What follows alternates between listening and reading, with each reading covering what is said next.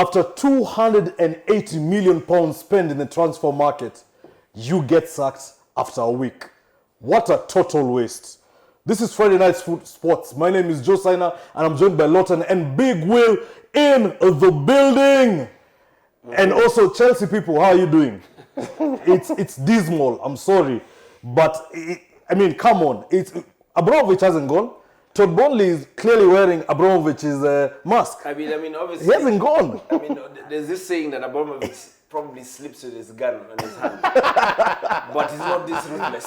This is ruthless, man. And we're going to talk about this and so much more when we cover the Premier League, the Formula One, rugby, trivia time with Big Will and Lotan, and let's see who will win this week. And we'll also look at the Champions League. And for the guys who play on Thursday nights, we will also console each other. This is The Score when we come back.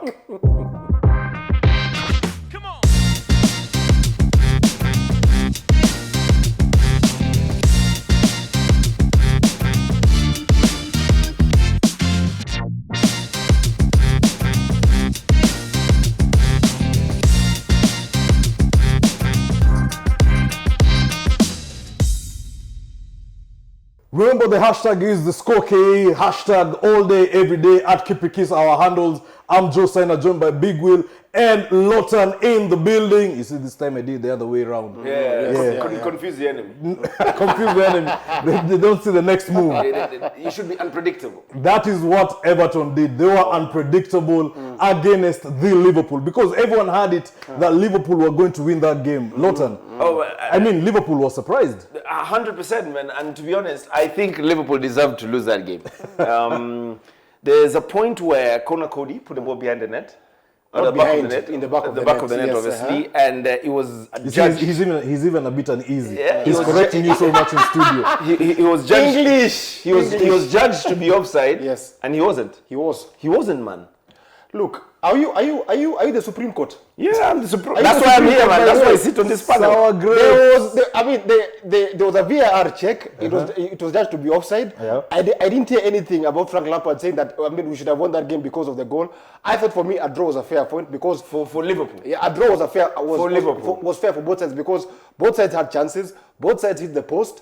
I thought it was a fair game, a good game. I think for me the game of the weekend because it had chances, it had everything. Yes, man. You know, later on we're going to cover another Liverpool game that clearly you can't say that it should be the game of the week because that one was different. Yes, but you see, I don't think Big Will is honest because when he comes here to vindicate VAR, Everton were guilty, or rather Everton were hard done by VAR decision. No, the teams which were hard done by VAR decisions, we know them. It was West Ham, it was Newcastle, and the Everton manager did not complain about the VAR. Listen, he just said that Van Dijk should have been sent off. That's why he sent me here. There's nothing about honesty here, by the way. He sent me here. Saina, please. Scare Joe. Big Will and Lotan. Bring some order to this debate, by the way. I am trying to Frank get you guys are talking about me. the VAR. He said about that Van Dijk should have been sent off. Hey, Joe, let me say something. Van Dijk, the only thing that made Van Dijk not get sent off in that game is because he's a Liverpool player. You know how VAR checks the badge before they make a decision? That is exactly what happened in that game. Are you hearing that? Let me ask you a question. Since when did VAR check whatever blasphemy or someone's badge? Big Will, you're talking about blasphemy. Yes. But come on. If we look at Chelsea later on in terms of the VAR decisions. Yes. We even look at Tottenham to some point. Yes. But in your even game, Newcastle against Nottingham Forest. No problem. Yeah, Newcastle versus Crystal Palace. Yes. But in your game, you're very critical about the decisions that were made. No. He is because can I say what I want to Frank say? Lampard. Frank Lampard only mentioned about Van Dijk having whatever. He should have been sent off. He didn't mention anything about the VAR because the VAR. The ref went to a screen. He said it was offside. We move on. Game on. There's nothing. Can I share?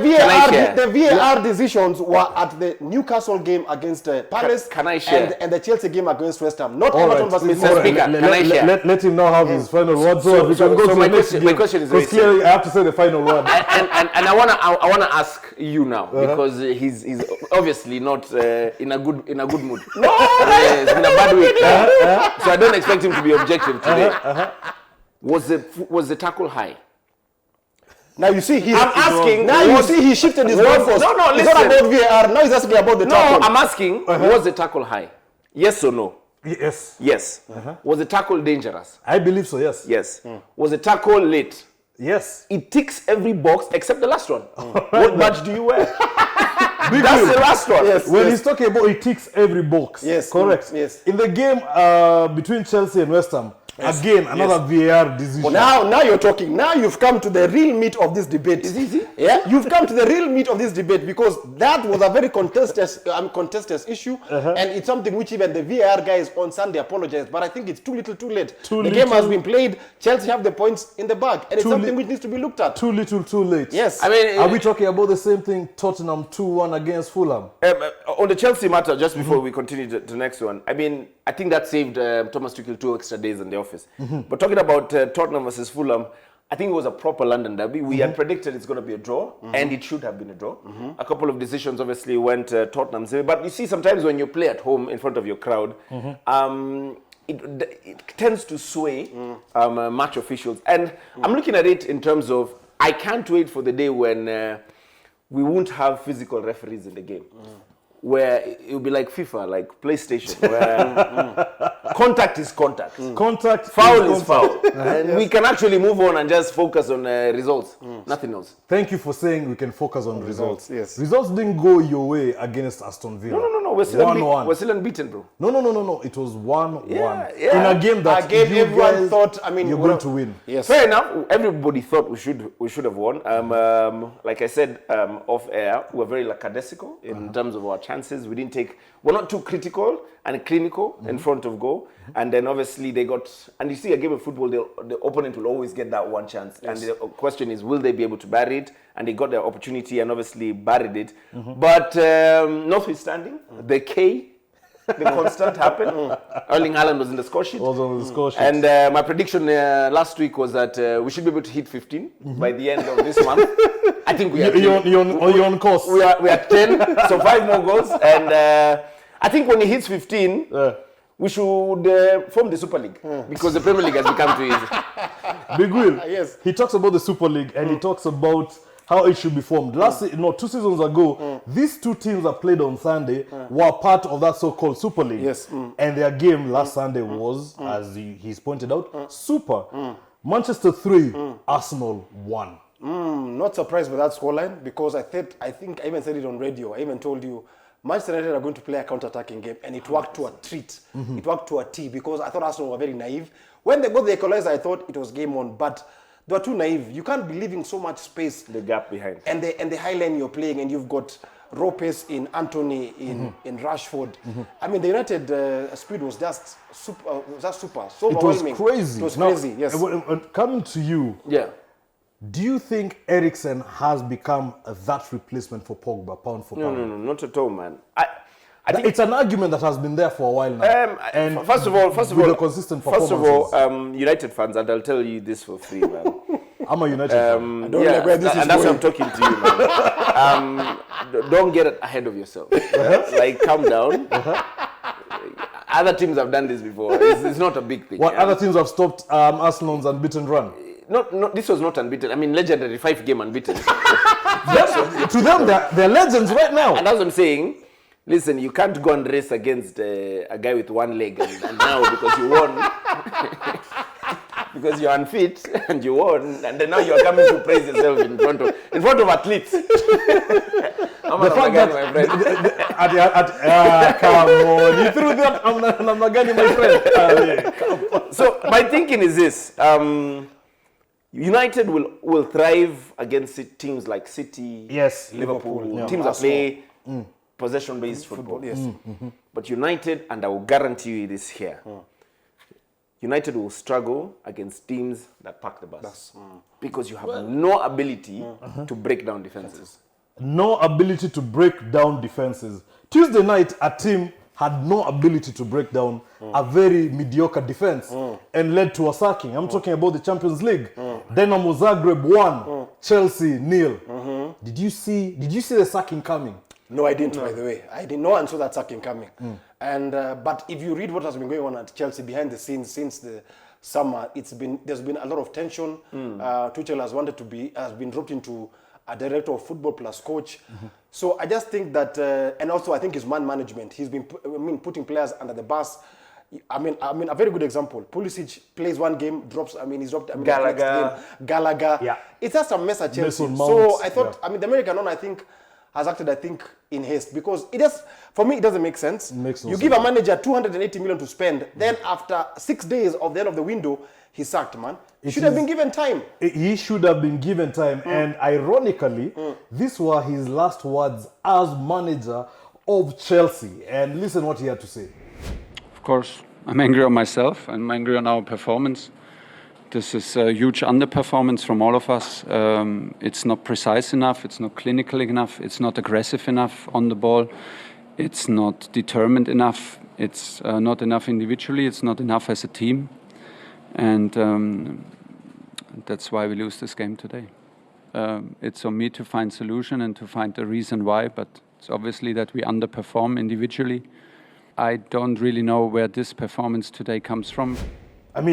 For someone who said that everything is going wrong and challenged the hierarchy, even after being given the amount of money, 280 million pounds, do the hierarchy say that, you know what, we are tired of this bickering from the manager? Yes and no, but I'm just gutted that Todd Bowley is looking, he's trigger happy. Yes. You don't just pull He's the trigger. American, his first amendment is to bear arms. There's that, but you see, yet again, it looks very sus and it looks very Glazer-esque. Yes. In terms of how... Loving the English. Glazer-esque! You should be talking about these guys. No, it's Glazer-esque because the Glazers are the people that pull the trigger a lot. Liverpool will stand by their manager. They're obviously not... they deserve the sack as well, but they are still with us. Don't preempt something, bro. But I'm looking at it from the angle of, why sack him now? Why not wait for the international break and then have time now to probably sit him down and tell him this is what we're expecting from you? Yeah. And then yet again, have you given him the support that he needs? Not just financially, but in terms of the structure. Who's he working with? Correct. Because on the flip side for me, Chelsea 6 games, is there a game apart from the Spurs game where they've played well? They haven't, man. They haven't. They have blown hot literally and been cold, coasting. Their game against West Ham was so dull. It's just been grinding results. Yes. Like just getting Yes. over the line. But yet again, officially now we can announce this here. Aubameyang is the worst substitution of the season, man. And With this Osimhen mask. yeah, because apparently he came to play for Tuchel. Yes. For 59 minutes. 59 minutes later, Tuchel left, man. We're talking about grinding results, and Manchester City did not play. After drawing 1-1 with Aston Villa in the Premier League over the weekend, on Tuesday night they decided to mop the floor with Sevilla 4-0. Easy game, gave a couple of debutants an opportunity to play this one. Vicente Ramon Stadium, I think they call it in Sevilla, was a good game. Akanji, what a player. I think one of his steals of the season, 17 million, coming in, fitting perfectly into that jigsaw puzzle, will give us a lot of options in terms of rotation because we've always had problems with the centre-backs. Sergio Gomez at left-back, phenomenal as well. Cancelo needs to find a replacement so that at least he can rest a little bit more. But yet again, in the long run, the K happened.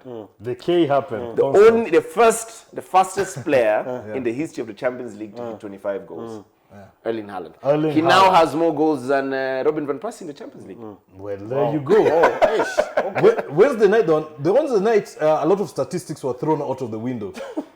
Especially from our team from the Merseyside Red. Let me tell you. Napoli, what? I'll even let you say the scores. Napoli 4, Liverpool 1. When you're beaten by Anguissa, then you have a problem. Big win. Yes. Well, for me, I'm not surprised by the scoreline. You're surprised by the players. We've had a very poor record against Napoli at their backyard in Italy. But it's been coming. Liverpool have just not been at the races this season. To be sincerely honest, and I'm being very objective, Liverpool have not been at the races this season, and that defeat was coming. Van Dijk is off colour, Trent is off colour, Fabinho is off colour. Then you've got a manager who still believes in a 36-year-old to start a game in James Milner, and I don't know how that happens because for me, Milner should be coming in as a sub when you're winning matches 3-0, 4-0, not a pivotal game like this one. As a football fan, you looked at that game and you saw the weaknesses in the Liverpool setup in terms of their gameplay, and you've seen it even in the Premier League. 100%. What would you change differently? The manager. No. Okay, I'm serious. Okay, let's take away the manager. No, and I'll tell you why. You'll change the manager. Yeah, and I'll tell you will why. fire Klopp. Yeah, and I want to tell you why. Because I think Klopp is an excellent manager. I mean, he always motivates you to go above and beyond what you can actually achieve. And he's done that. But Klopp is the one manager who looks like he never has a plan B. Because he's run his players literally to the ground. Last year, for the past, what, 7 seasons? Yeah, 6 seasons? last year they went all gung-ho for everything. And it's not a bad thing. But he didn't have the squad to do that. Now these players are feeling the wrath of how many games? 63 games. 63 games last year. And you're expecting them to perform at the same level with Haaland, who played 50% of Dortmund's games last year. I mean, credit, probably he didn't play as much as he should have, but he was on the bench. These same players are required to go and play in the international break, then come back in the Premier League. They're expected to almost 80% of them go to the World Cup. Yes. Then come back and do what they do, the wonders of magic, and perform towards the end of this. I think it's Klopp, mental. I think he needs to trust a little bit more in his bench. Somebody like Tsimikas, Trent looks like he's achieved his own. I mean, he looks like Dani Alves at 22. I mean, he's like, send me off to, what's he called, MLS. I'm tired. I mean, just because I'm Trent, don't attack me, you know. So I think the manager is a problem in Liverpool. Manager is the problem at Liverpool. Big Will, as we wrap up the football in terms of the Premier League and the Champions League, Tottenham against Marseille. You know, very dull. Richarlison getting a goal, almost crying. No, very happy. I mean, his and first Tottenham back in the Champions League. Yeah, but I thought the game for me was not really that interesting. I thought Marseille was the better side, but they didn't take the chances. Yeah. Richarlison took his and Spurs won that game. It was like a smash and grab. Yeah, because all of us, the main game was obviously the Liverpool-Napoli one, so that's why it was that entertaining, and this one was not. but just before you actually move on, there was a big game, PSG-Juventus. If you missed that one, my God, what a match that was, man. Kylian Mbappe is in a world of his own, man. But you remember Neymar getting angry. Because Kylian could have rolled that ball to Neymar. And thank you for bringing it up. And it happens, man. It's football. No, it's not football. Kyle Walker did the thing against Haaland. Haaland should be on 13. Kyle Walker had a conversion attempt. That's a rugby conversion. Haaland should be on 13. But also, I thought also the Inter Bayern game was interesting. Very interesting. Bayern winning 2-0. So Bayern, I think, is a team to watch. Bayern are meeting these guys in the last round of 16. We may not even get there. Randomly though, who do you think is going to win the Champions League? Bayern Munich. Bayern? Bayern City in the final for me. I'm like more of Man City. Man City and who in the final? Let's say Man City and Bayern Munich. Okay, yes. And you will be Man City and who in the final? Okay, I think Man City and Bayern. But your manager said we should book tickets. And that is it. So book tickets for the next segment because we're going to talk about Formula 1, a bit of rugby, and the trivia time with Big Will and Lotan. Book your tickets when we come back. I've already lost my money, man.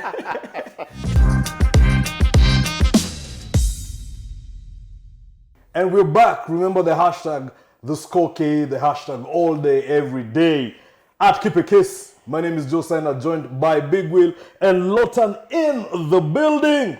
If you missed the last segment, these guys almost fought. I need an Istungisha. I need a team here of medics, man.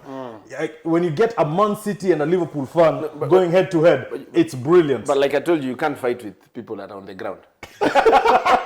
I was just merely advising my colleague. Really? I was just advising my With all his blasphemy here. People on the ground who Chenjika. And that's what almost happened at the Dutch Grand Prix. Because, yes, Verstappen, and by the even we should stop talking about position 1. Let's start talking about 2, 3 to 5 or something like that. Because again, Verstappen won this. Okay, not by a country mile, but he still proved that one thing, his car is faster. Secondly, his driving skills are out of this world. At the moment. And the strategy. And the strategy. Yes. At the moment. But I think there should be a mention here about Lewis Hamilton. I mean, he pushed that car, but unfortunately, I believe the car disappointed him. I think Lewis Hamilton, if you've never watched Formula One, I think in football sense, is Man United. I mean, great team, but there's always, at every one point in his life or in his driving, at least this season, there's always something missing. It's either the car, it's either strategy, it's either gearbox, whatever it is, something just has to come up in his way. Because at one point, just before we went for the summer break, he was on form. He looked like, you know what, he's going to probably push everyone else for that top 3 position. But right now, it looks like he'd be lucky to finish 5th. Yeah, because he even on radio, he was cussing. You know, at certain times he used the F word, referring to the team. Then when the safety car came in, because of because of the Bottas crash, or should I say, crash, when Verstappen exited, Hamilton had the time and even overtook him. But later on, you could see the struggle. Between the Red Bull, and not even by the Mercedes, because the Red Bull was just outclassed. I mean, outclassed the Mercedes. It was too fast. Exactly. And then again, also, the Ferrari passed. You understand? And again, for the first time, we haven't talked about Ferrari having a problem in terms of pitting. And strategy. But obviously, Sainz will have something else to say about it, because, you know, Leclerc got, I believe, position third. 3, yes. So that's the second, yes. And we've gone on about it. Did, at some point, Lewis Hamilton mess himself up by pitting for the softs? No. I think Mercedes just got the strategy wrong, because they should have... You know that he was a sitting duck, Lewis Hamilton, when they restart, when Valtteri Bottas stopped. He was a sitting duck because he was on old rubber. George Russell asked for soft tires, by the way, when that... In fact, for me, I think the race was won when the virtual safety car came in, because Lewis was on a one-stop strategy. Had that virtual safety car... I think didn't show up. I think Lewis should have won that race. Should have won that race, by the way, because the car was moving well, the strategy was right. But I just thought maybe Mercedes should have double stacked their 2 cars, then they go out and try and hunt down Verstappen till the end. I think the race would have been closer. But I mean, Hamilton was a sitting duck on those old tires, and that's why you saw him being angry, using the F word at the tail end of the race. Because had he been on better strategy, he probably, at the worst case scenario, he should have finished second. All right then. So this week is Monza. Yes. And you remember last season, the two collided. And I'm telling you, you know, even that's when what Verstappen said, you see, this is a problem when you don't know how to drive well, or this is a problem when you don't know how to be a Formula 1 driver. They collided and obviously did not win that game. Incidentally, Ricciardo was at number 1. I don't think he won it, but he was number 1 and these guys crashed off. Yes. And Leclerc, I think, was number 2, if I remember very well. No, I think the race was won by Esteban Ocon. Yes. But I'm not saying Ricciardo won, but after that crash, you had a very unusual number 1, 2, 3. Yes, it was a big talking point. Yes, it was a big talking point at that point. Incident in Monza. So yes, instead of us talking about whether Verstappen would win this weekend, what do you say are the performances of Ferrari? I mean, it's their home Grand Prix. It's like Bournemouth versus Man City. Instead of talking how Man City will win, what do Bournemouth have to do to cushion the defeat? So what does Ferrari have to do to cushion it? Ensure that Verstappen will probably and they'll be home. Ferrari will be home. Gets into a crash. I mean, just sacrifice him. Or take him out. Because sometimes I think about it in terms of, can that just be a strategy? You know, you see how fans like before the Champions League would be like, see Mohamed Salah, just tackle him, man. Take him out. Take one for the team. I think that probably is the only solution. I think Milner took it literally on Wednesday night. Milner takes a lot of things literally. Right then, Big Will. Yes. Rugby championships. And did you have a word with the New Zealand Rugby Football Union? Yeah, I did. Because I'm telling you, these scores were mayhem. And obviously, this can be football. It's unpredictable. Yes, very unpredictable. The rugby now is unpredictable. Yes, which is good for the World Cup next year, because now you don't know who's going to win the World Cup. Yeah. Could be the Irish, could be the French, could be the New Zealanders, could be South Africa, could be England. Yeah. New Zealand 53, Argentina 3. And the beauty about that, I think that would be different if it was football, obviously. No, it would be almost the same if it was football. But the other way around. And then we had Australia 8 at home. Yeah, at home. In South Sydney. Africa 24. Yes. I thought for me New Zealand mastered the conditions because it was raining. That game was raining, but the way they mastered the conditions, the slick ball handling, the intensity, the physicality. I mean, they brought by halftime. I think it was what 24-3. That game was done and dusted by halftime. He's 7 unanswered tries. Yes. Unanswered. And in that rain, it was pouring down in Hamilton. Yes. So for them to win, good for them, but we need to see now more consistency because next week, Thursday, they play Australia in the Bledisloe Cup Rugby Championship, and then now they host them at Auckland. So, you know, it makes no difference if you beat Argentina and then lose to Australia again. Which is like a derby. Yeah, which is like a derby, by the way. It's like UG versus Kenya. Yeah. So I thought for me, UG versus Kenya. now New Zealand need to be consistent. For South Africa, I thought they picked their best 15 against the Aussies. Correct. And they just dismantled them up front. The big South African boys were back. And there was even a fight at the end when that first try was scored, man. Yes. There was a lot of niggle and Pepe was given a yellow? Yeah, he was given a yellow card. For being tackled? Yeah. No, for actually instigating the fight. Instigating the fight. For being tackled. It doesn't make sense because you've scored the try. Why are you trying to? But I think it stems from last week. Yes. Because remember what happened. Wait. So rugby can carry yellow cards to the next week? No. The fight with the Australian winger started last week when you tackled me there. Okay. So Mapipi scoring a try now was like telling him, you know what?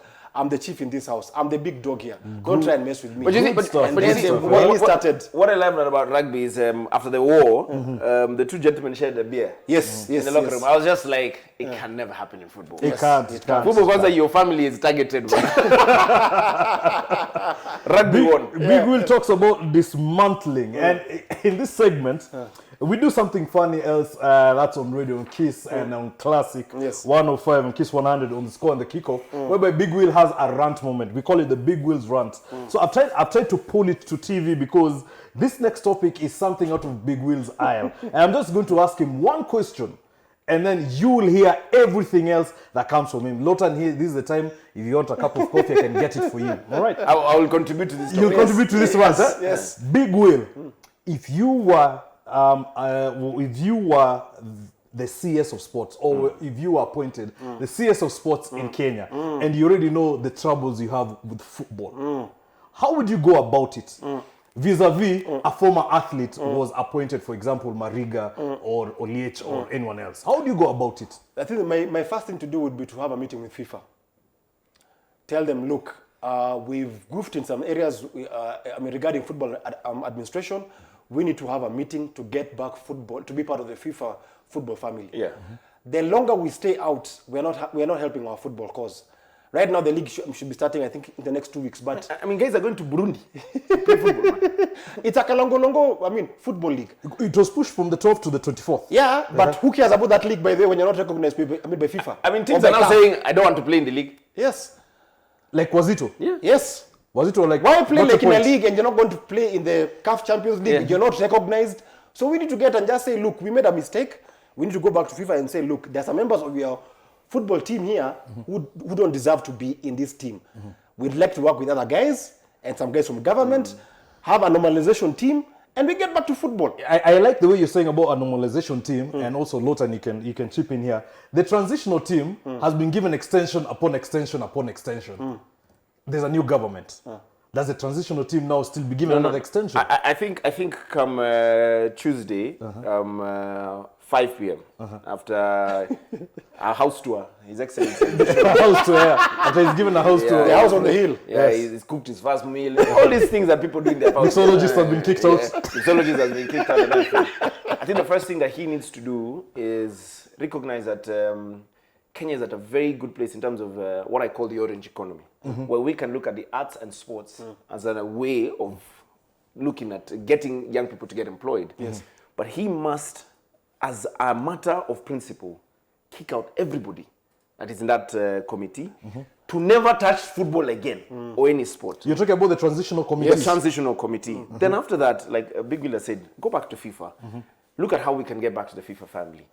Then now finally, I think the epitome of it all is call all the sports chiefs for a meeting so that we can discuss what is happening in cricket, what is happening in athletics, what is happening in rugby. Rugby now is on an upward forward trajectory. So can we take it a little bit further? So these are the small things. I'm not saying that I mean, all of we're a in the sudden, World Cup this weekend. Yes, yeah. Sevens in South Africa. Yes. I'm not saying all of a sudden we'll be the best sporting nation, but there's fundamental things that we need to do. And top of it all, we must have football back on television.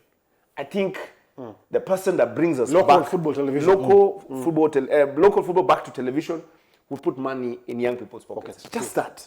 Simple as. And also obviously getting the sponsors to come with that.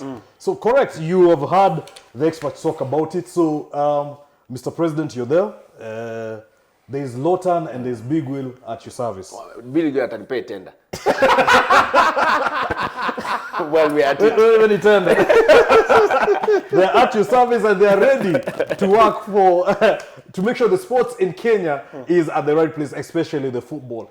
One thing is for certain is that once we go into this trivia, because right now it is Big Will and Lotan's trivia time. This one's mad, bro. Whoever wins here, please, Mr. President, they deserve that job. And then the other one becomes the assistant. This is the CV. These guys are ready. Yes. This is the CV. 3-time champion, Joe Mimi Hapa. I'm here. Because I'm a 5-time champion and I'm not talking. I'm not even talking. This is because Mr. President, these guys voted at some point. Let's just put it that way. Right then. So, trivia time. And for this week, we are honoring the Champions League and the Europa League. Okay. All right? So that's your official leakage. Yes. If that's it. Right then. Lotan, we start with you. Oh my God. In which stadium did the first European Cup final take place? In which stadium did the first European Cup final take place? Is it A, San Siro, B, Wembley, C, Parc des Princes, and then D, the Puskás Arena? Again, The first ever European. Yes.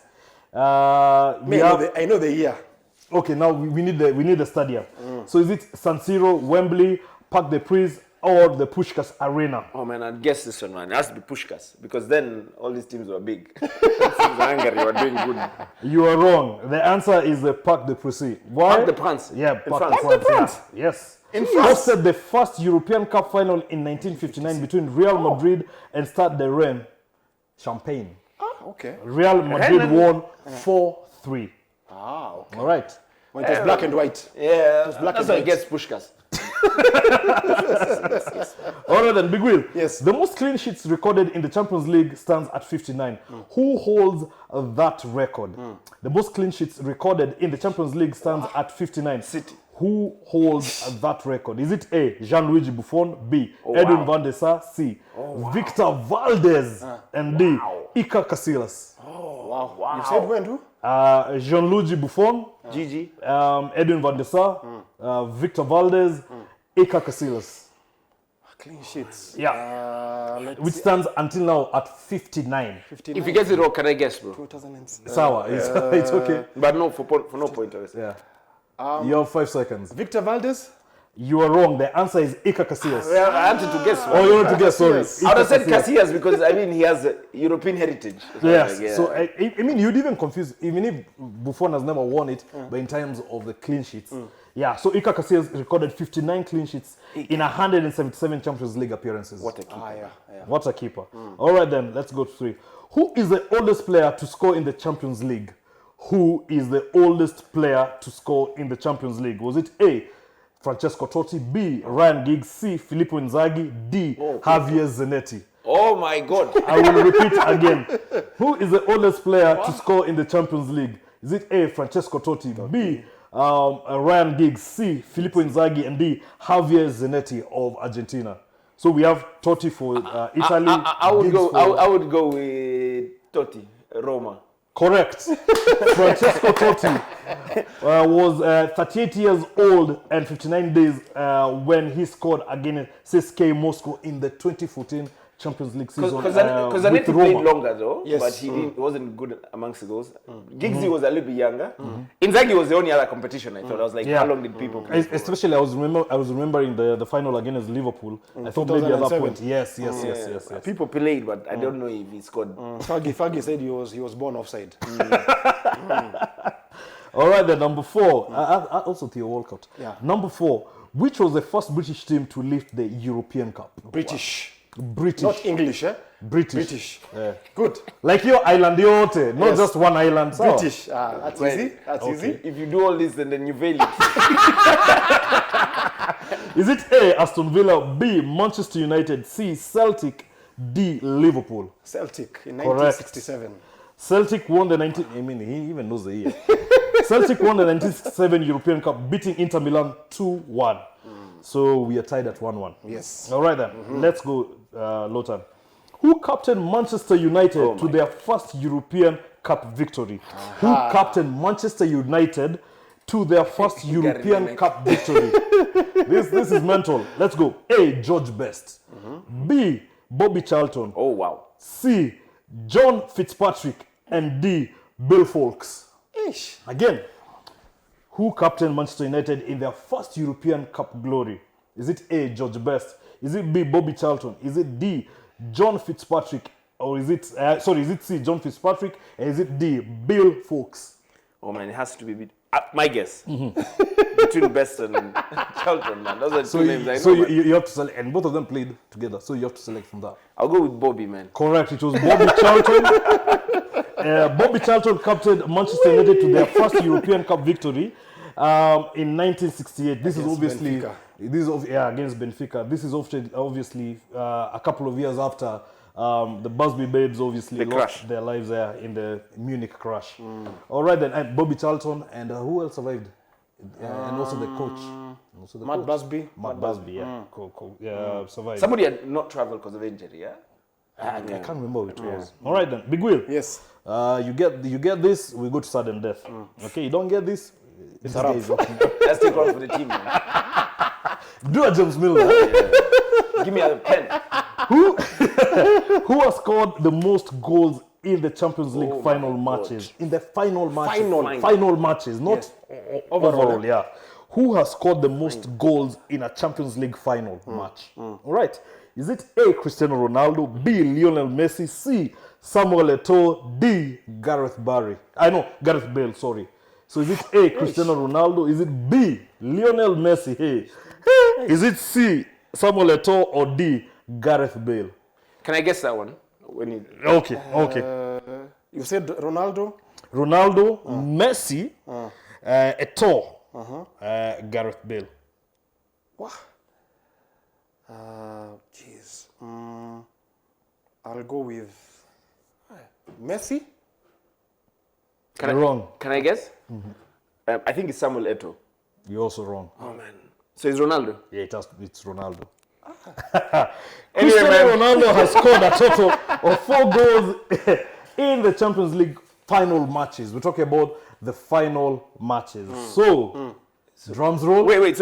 Okay, champion. Yeah. So, which years? Ronaldo. Okay, who? Ronaldo, yeah. 2-8?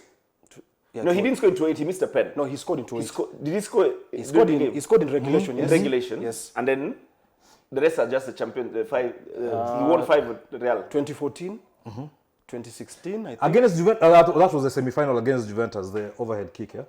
That was the No. Final. So he scored against Juve, he scored against Atleti. Right? Yes. Yeah. He scored against Chelsea. Yes.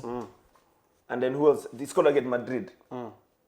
He scored against Liverpool. No, he didn't score He didn't against score us. No, he didn't score against us. No. Oh, interesting. Very interesting. Atletico Madrid? Oh, you've mentioned that already. Yeah, Atleti, Yes. yeah. All right. Barcelona? No. They never met. They never played with Barca. All right then. So the winner of this week is Lotan. So drums roll. Thank you very much. Clap. Big Will, please clap for the winner. Don't be a sore loser. There you go. It's getting a little bit too easy, man. You see, when you relax, you confuse the enemy. When you panic, they think you know. After 3 consecutive wins. Right then. So Unbeaten. Unbeaten. Now we'll still go further into the Champions League over the weekend, whereby we have Liverpool versus Ajax on Tuesday night 10. Wanamalizwa hiyo. So let me get this straight. Wakimaliza na Wolves bado wanakuja kumaliza na Napoli. Bagwine versus Trent. Kisha huyu jamaa. So an Ajax win for you. Ajax win. All right then. Big Will. A Liverpool win. We have to win that game. If we win, we are out. Simple as that. All right, we lose, you out. Yes. Two other interesting fixtures for that night. We have Bayern Leverkusen versus Atletico Madrid. What are your stakes there? No, Atleti, man. Atleti. They should have more than enough. And now he has only to play. What's his name again? This French boy. He can only Thomas Lemar. No. The striker. Oh, Dembele. No, the striker from Barcelona. What's his name again? Griezmann. Oh. He can only come on the 60th minute. Yeah, Griezmann. So that you don't trigger that clause. So yes, Atletico Madrid win. Big Will. Yeah, Atletico Madrid win. All right then. And then we have Bayern Munich versus Barcelona also 10 p.m. In Bavaria. in Bavaria. Hata basa wangetokea. Wangetokea. Yeah, Ukweli please tu. go. So Barcelona, I mean Bayern win for you. Yani they will destroy this team, eh? Big Will? Yeah, Bayern to win. Bayern to win. All right then. And then also we'll have Sporting Lisbon versus Tottenham Hotspur in the early kickoff. Tottenham win for you? Yeah. And It just depends on how they play against City. If they're exhausted, then it becomes a problem. all right then. Wednesday night we have Chelsea versus Red Bull Salzburg. What? I think they lose, man. You think they lose this. Okay. I think they pick a point. You think they pick a point? yeah? That's a point, yes. Okay, they pick a point. And then we have Real Madrid versus Wait, Leipzig. bana. Oh, okay. Chill, Hey, my brother. bana. Chill, my brother. Timu kubwa haijaitwa bana. Bado haijaitwa, see? Wewe yapisha team bana. Iko page 2. Madrid Leipzig. Madrid wins Madrid, against Leipzig, yeah? Madrid. Leipzig obviously sacking their coach. Yeah. What's his name again? No, I don't remember. Tedesco. Something like that. Tedesco. Is it Tedesco, something But like it's that. Gulaski that sacked this manager, man. Hey, Gulaski. Bad, That's chief. You don't. Mendy makes a mistake, sour. Yes, that's a true pass. Kepa makes a mistake, sour. What Gulaski did? And if you haven't seen it, just go and check the replays for that game.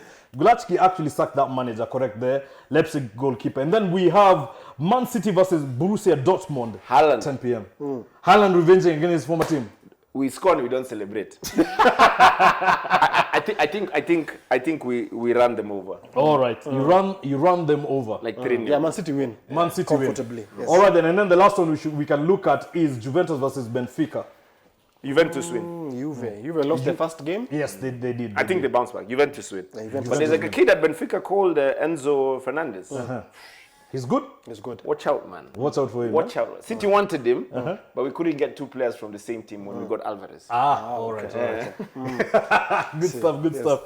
And that has been the show. And for the weekend, tomorrow, if you have no plans for tomorrow afternoon, that is Saturday, please join us at the Ivory on Riverside Drive for Kiss and Classic 105, the score and the kickoff. It will be me, the Big Wheel, and Nyash will be in the building. And until next time, enjoy your sports and keep it Kiss.